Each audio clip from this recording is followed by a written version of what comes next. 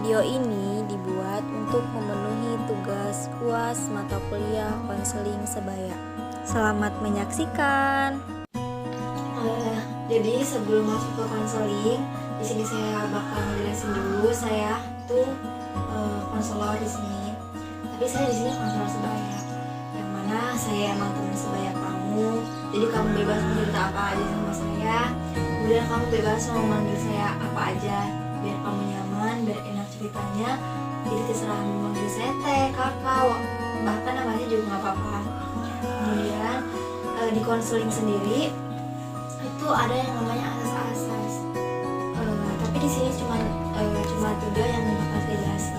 Yang pertama itu ada asas kerahasiaan, yang mana kita sebagai konselor bakal megang benar-benar, kita bakal umpetin gitu ya, rahasia kamu nggak bakal, insya Allah nggak bakal kebongkar, nggak bakal kedengeran sama orang lain gitu kan, karena kita sendiri sebagai konselor sudah mengucap sumpah sebagai konselor tidak akan menyebarkan data, cerita atau bahkan hal kecil pun gitu kan.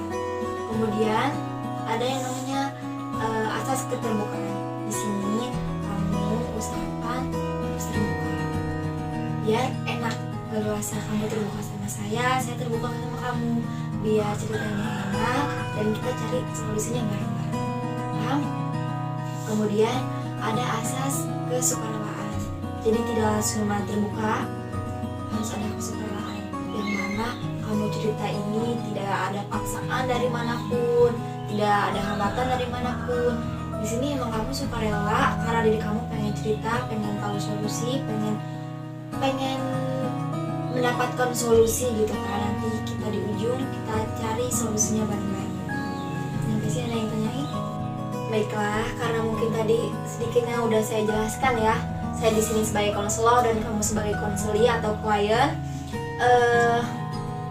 Tugas konselor itu hanya menjembatani masalah kamu. Jadi apapun keputusan kamu, apapun nih misalkan saya ngasih solusi, tapi keputusan tetap di tangan kamu. Karena keputusan itu ada di tangan klien. Jadi nanti kamu yang bakal jalanin. Jadi hanya saya hanya menjembatani aja, memberi solusi saja gitu kan. Sekarang kamu boleh ceritakan apa yang sedang kamu rasakan. Lagi ada jadi kayak gini guys, dimana mau latihan buat rencana wisuda. Nah di posisi si cewek ini nggak bawa HP karena takut dimarahin cowok yang di luarnya ketahuan chatnya sama yang ini. Nah akhirnya di posisi itu dia minjem HP.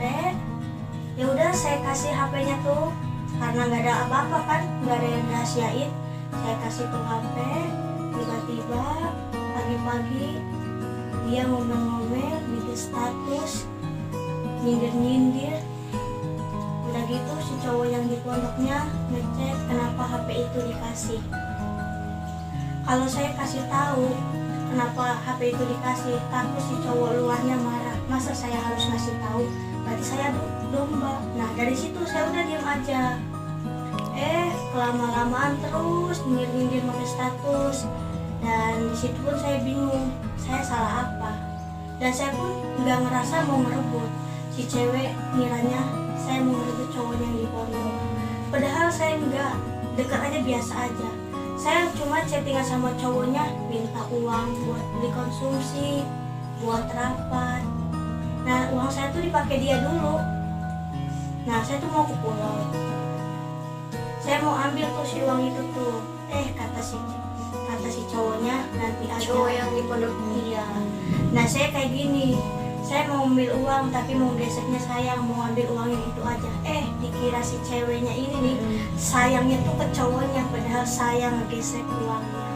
Dari situlah si ceweknya mulutnya udah saya diem dan saya nggak ngerasa salah di mana. Saya tanya tuh, udah saya diem aja. Dia sampai sekarang udah berapa hari dah, udah 10 hari dah, masih ngediemin, masih nyindir-nyindir status, bilang nusuk dari belakang lah, dibilang cewek penggoda lah, cewek gatel lah. besar cuma sayang ngegesek duit doang, bukan sayang ke cowoknya. Dan saya berusaha si cowoknya yang di pondok suruh ngejelasin ke ceweknya, tapi si cewek tetap aja marah.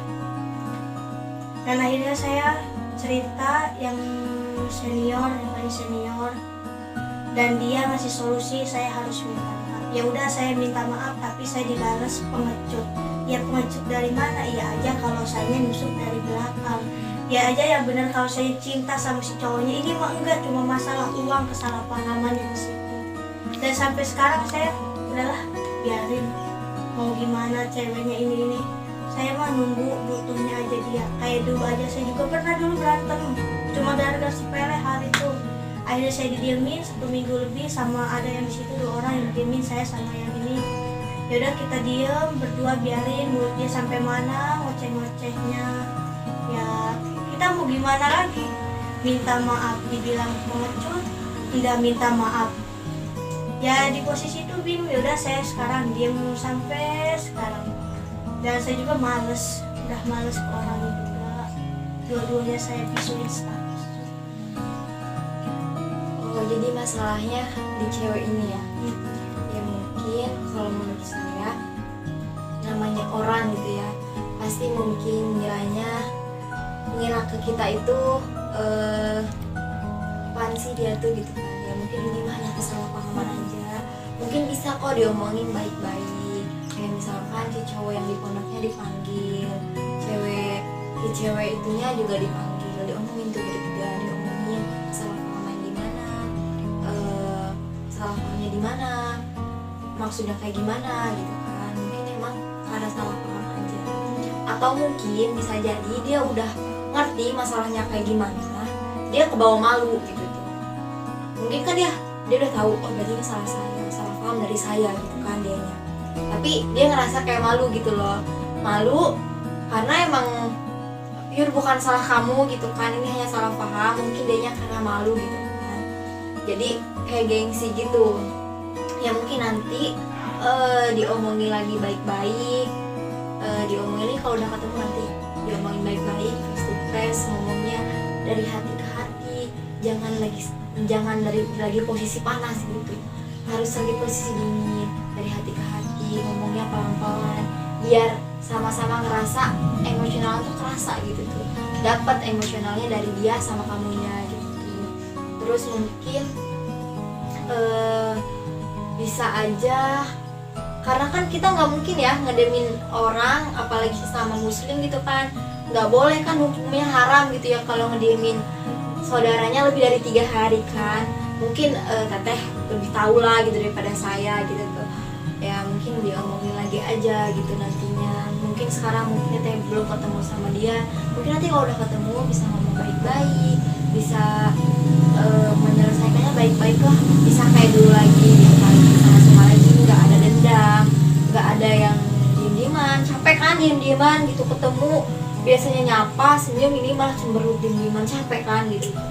Jadi kamu bagus kok, kamu bagus udah meminta maaf gitu kan, walaupun kamu dibilang pengecut gitu kan, bilang apalah itulah gitu kan, nggak apa-apa, biarin aja.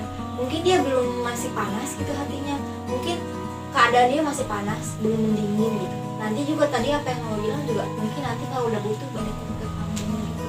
Jadi nggak usah risau, nggak usah khawatir, semuanya pasti baik-baik aja, asalkan kamu hadapnya dengan tenang.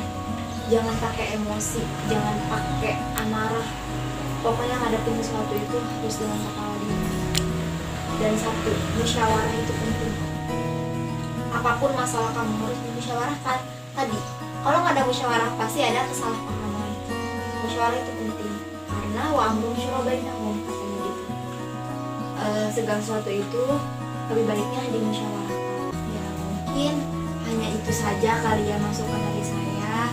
Kalau misalkan buat nanti kamu ada masalah lagi atau kayak masih ada unek-unek, nggak apa-apa, calling aja gitu ya, kita rembukin mau kapan gitu laginya, atau mau keluar sambil cerita juga ya. Terima kasih banyak ya atas waktunya.